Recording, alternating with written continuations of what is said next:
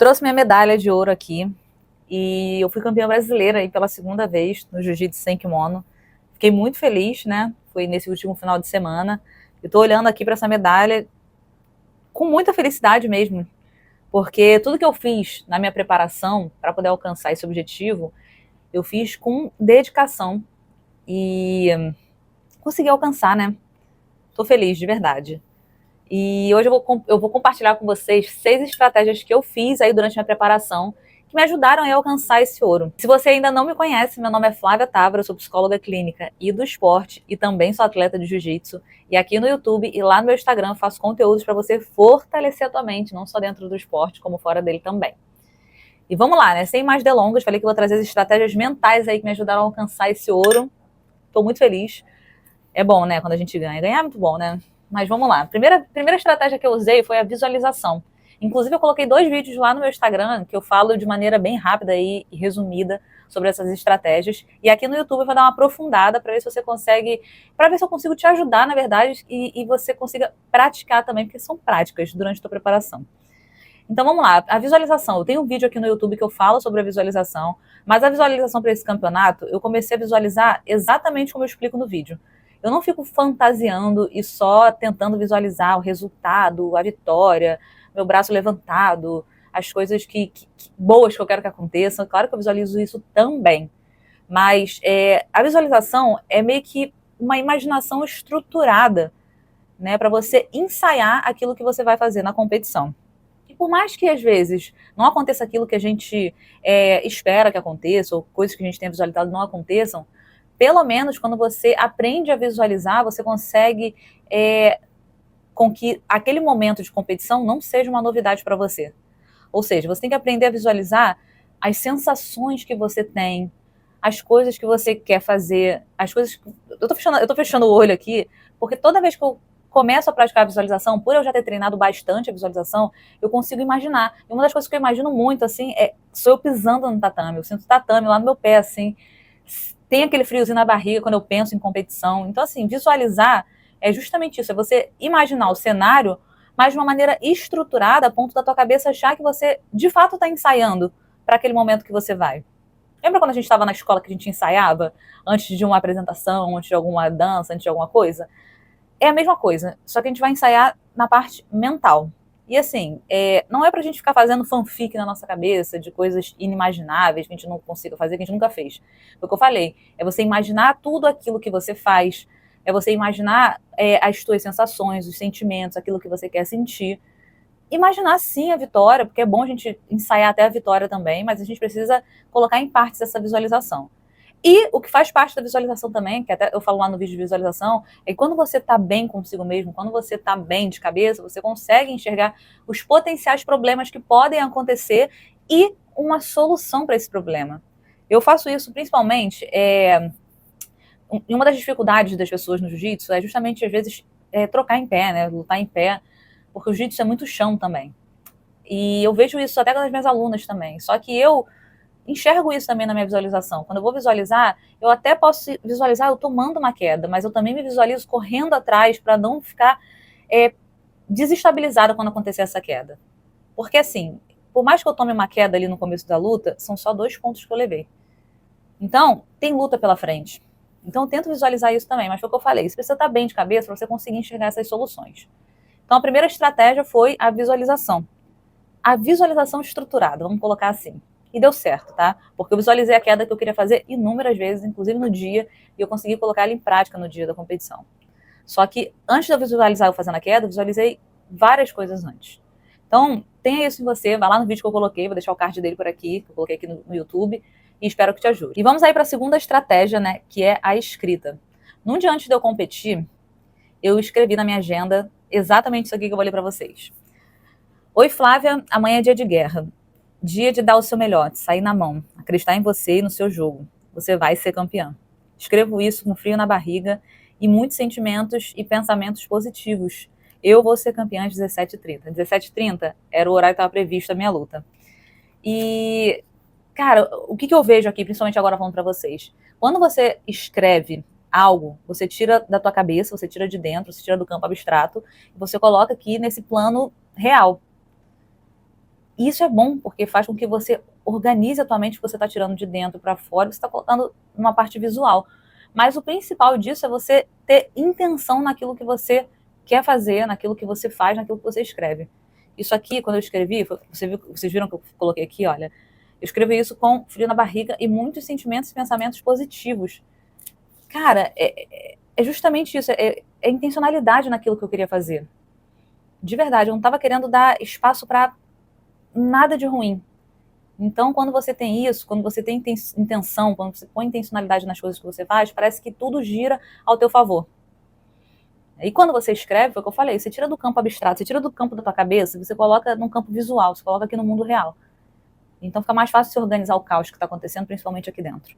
Tanto que tem muitos psicólogos, inclusive eu também aconselho a ter um caderno, ter uma agenda onde você consiga planejar as coisas, porque te tira essa desorganização mental quando você planeja. E querendo ou não, quando você escreve, quando você põe para fora, né, você acaba meio que engajando o teu córtex pré-frontal, que é essa parte aqui da tua cabeça, que é responsável aí pelo planejamento, pela tomada de decisão. Isso te ajuda pra caramba, de verdade. Então, quando você quiser fazer alguma coisa, quando você se sentir perdido, se sentir desorganizado, cara, escreve. Escreve e escreve com intenção, porque vai funcionar. Pode começar hoje, inclusive, hein? Bom, e a terceira estratégia que eu usei também foi de ressignificar a última derrota que eu tive. Antes de lutar o brasileiro sem kimono, eu lutei o brasileiro de kimono e eu perdi na final. Isso me deixou muito chateada, claro, porque ninguém gosta de perder é muito ruim, né? Mas assim, eu tomei a decisão de não deixar essa derrota ser um fator que ia influenciar as coisas que eu ia fazer. Principalmente esse campeonato sem kimono, que era um objetivo meu. Eu penso comigo o seguinte, cara, se eu fui derrotada numa competição, numa luta, eu tenho que dar um novo significado para isso, no sentido de que eu posso extrair muitos aprendizados daquela derrota, mas eu tenho que fazer uma escolha se essa derrota vai ficar ecoando dentro de mim, se eu vou ficar me lamentando, ou se eu vou seguir em frente, ter novos objetivos, ter compromisso com esses objetivos e conseguir alcançar eles. Então, acredito que essa é a diferença de quem consegue seguir em frente, de quem fica lá se lamentando com aquela derrota e não consegue seguir em frente. Então, se você perdeu uma competição e você não está conseguindo digerir essa derrota, faz exatamente isso, tipo, ressignifica essa derrota, sabe? Dá um novo significado para essa experiência, tentando enxergar o que de construtivo teve nisso. E pensa, cara, você quer continuar se lamentando? Você quer continuar nesse mundo de lamentação? Ou você quer seguir em frente? Você quer olhar para os novos objetivos? Eu sempre tenho para mim o seguinte, cara, a derrota, ela não vai me definir. Ela define ali aquele momento, ela define ali minha colocação, definiu ali minha performance, mas ela não tem que definir quem eu sou, ela não pode determinar quem eu vou ser, ela não pode determinar o meu próximo resultado. Então, dar um novo significado é isso. Eu vou extrair o máximo de tudo que eu puder dessa derrota para eu poder seguir em frente. A derrota não pode determinar quem você é. Tem isso na tua cabeça. E a gente vai para a próxima estratégia agora, se não me engano é a quarta estratégia, né? É isso mesmo. Agora eu fiquei na dúvida. Mas enfim, senso de merecimento. Essa foi a estratégia que eu também trabalhei dentro de mim. Muita gente fala aí sobre merecer certas coisas, merecer ganhar. Só que merecer é a consequência daquilo que você faz e dos compromissos que você arca com você mesmo. Ou seja, um senso de merecimento saudável é a coerência daquilo que você quer alcançar com aquilo que você faz diariamente, com as escolhas que você faz diariamente. Por exemplo, eu fiz a minha dieta certinha, eu estava seguindo um plano alimentar, eu segui o plano de treino também, eu treinei quando eu estava sem vontade, eu treinei quando eu estava de TPM, eu treinei irritada, eu treinei feliz, eu treinei com pessoas que eu gosto, eu treinei com meus professores. Eu não abri espaço para nenhuma dúvida.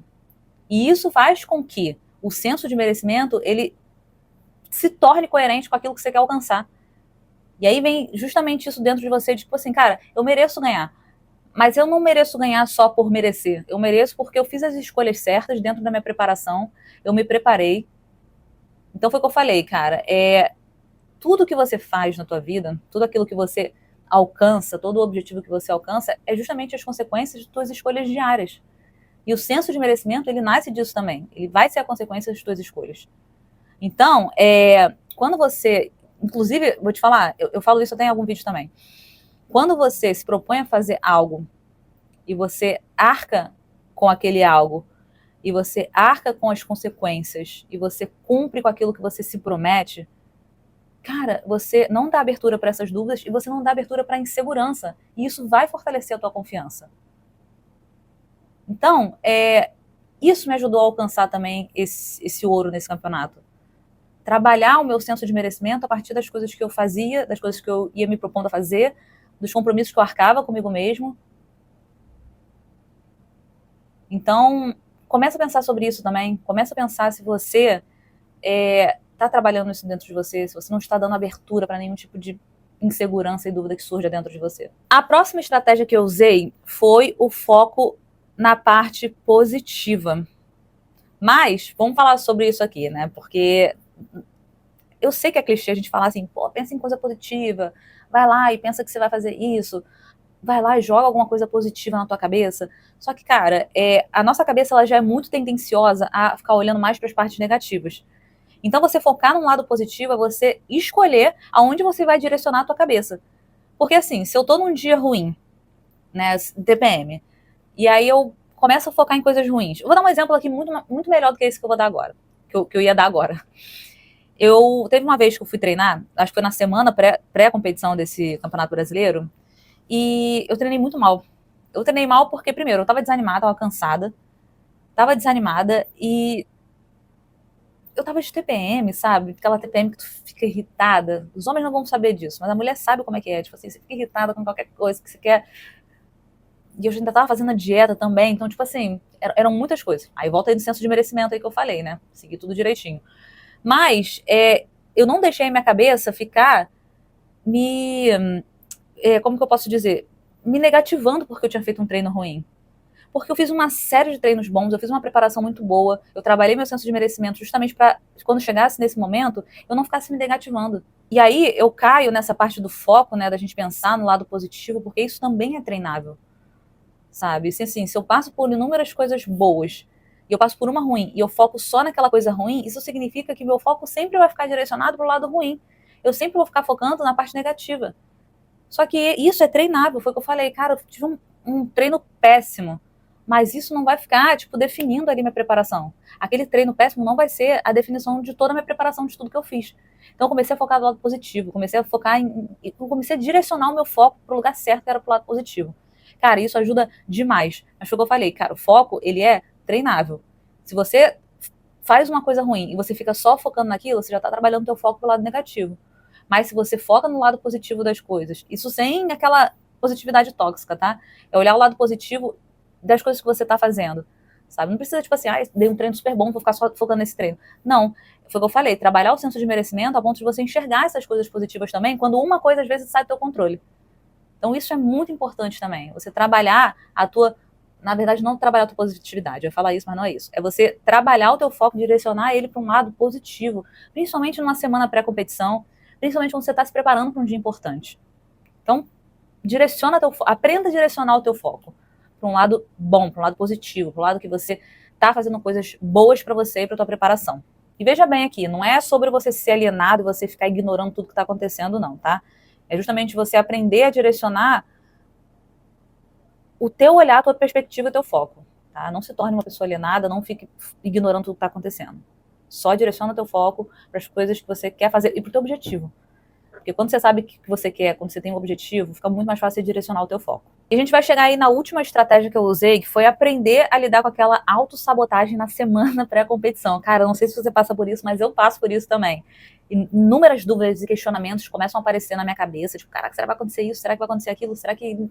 Cara, muitos serais e se... Sério. Mas aí lembra da questão do foco também, de você aprender a direcionar o seu foco? Com a autossabotagem, cara, é a mesma coisa. Você não vai escapar dela, ela vai estar ali. Só que você tem que aprender a lidar com ela a ponto dela não te dominar. Porque assim, o nosso cérebro, quando está chegando perto de algum período importante, ele vai entrar ali ai, como é que se diz? Ele vai ligar ali o alerta, né? Ele vai ficar alerta. Só que foi o que eu falei. Você não tem que deixar essa autossabotagem, essa ansiedade, todas essas coisas, essas dúvidas tomarem conta de você. E o que eu fiz para não deixar essa autossabotagem me dominar ali na semana pré-competição? Que, cara, foi o que eu falei. A autossabotagem não vai sumir, essas dúvidas não vão sumir. Mas você não pode deixar elas dominarem você. Como? Buscando as evidências dentro da minha preparação. Ou seja, eu comecei a revisar, na verdade, todo o meu treino, tudo aquilo que eu tinha feito. Eu vi que minha dieta estava muito boa. Eu vi que eu já estava no peso. Eu vi que eu estava bem de cabeça. Eu vi que eu estava conseguindo visualizar. Eu vi que minha cabeça estava, tipo, direcionada para aquilo ali, para o que eu ia fazer. E aí foi o que eu falei. Eu comecei a buscar as evidências concretas de que eu estava preparada. Então, quando surgia uma dúvida, eu buscava uma evidência. Surgia um questionamento, eu buscava uma evidência. Como assim? Cara, será que eu tô realmente pronta? Qual a evidência que eu tô pronta? Cara, os treinos que eu fiz, né? Foi o que eu acabei de falar. Eu comecei a revisar as coisas que eu tinha feito. A dieta também, que eu tava certinha, sabe? A minha cabeça que tava boa.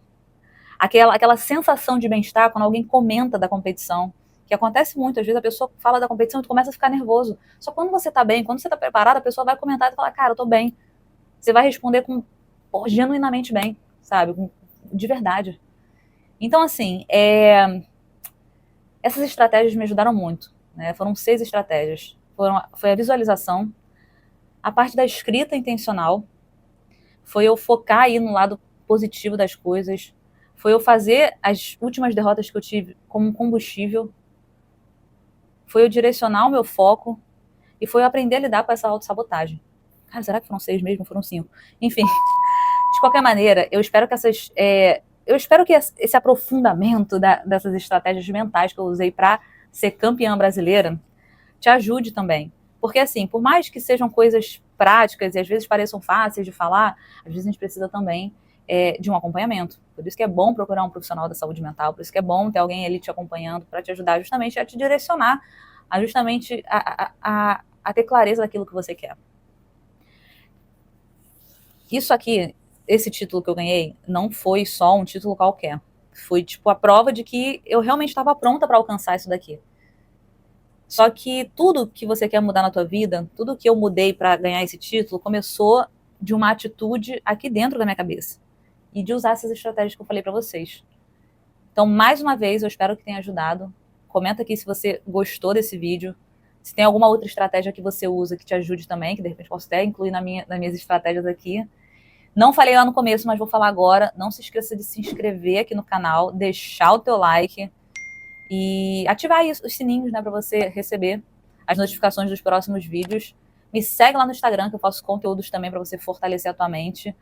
E acho que a gente se vê no próximo vídeo.